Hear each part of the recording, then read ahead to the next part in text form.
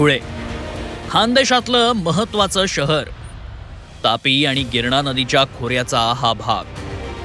कापसाची पंढरी, कापूस, कांदा ही इथली प्रमुख पिकं. राष्ट्रीय महामार्गाचं जाळं धुळ्यात आहे. यंत्रमाग उद्योग ही धुळ्याची ओळख.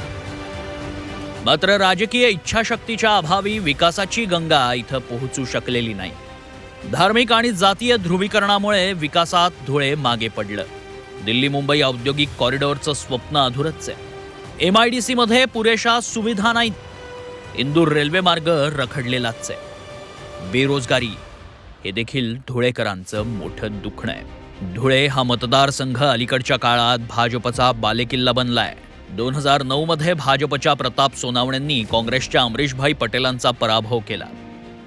2014 मध्ये भाजपनं डॉक्टर सुभाष भामरेंना उमेदवारी दिली. त्यांनी पुन्हा एकदा काँग्रेसच्या अमरीशभाईंना हरवलं. 2019 मध्ये काँग्रेसनं कुणाल पाटलांना संधी दिली. मात्र भामरेंनी त्यांचा पाडाव करून दुसऱ्यांदा खासदारकी मिळवली.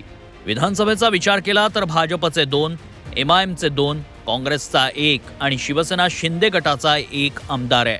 भाजपनं यंदा तिसऱ्यांदा डॉक्टर सुभाष भामरेंना मैदानात उतरवलंय. त्यांच्या उमेदवारीवर जनता काहीशी नाराज असल्याचं चित्र आहे. तर दुसरीकडे काँग्रेसनं माजी मंत्री डॉक्टर शोभा बच्छाव यांना उमेदवारी दिली आहे.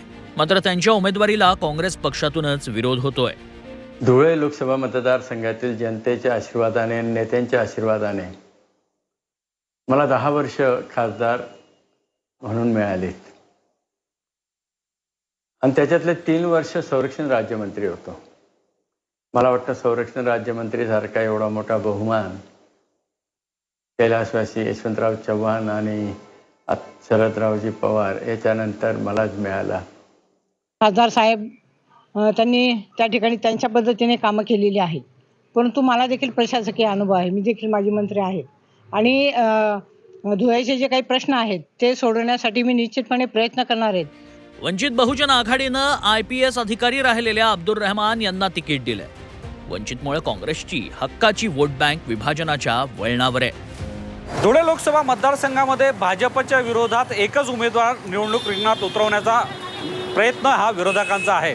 मात्र वरिष्ठ नेते आणि स्थानिक नेत्यांमध्ये समन्वय नसल्याने विरोधकांचा हा प्रयत्न यशस्वी होईल याबाबत शंका आहे आणि निश्चितच याचा फायदा हा भाजपला होईल.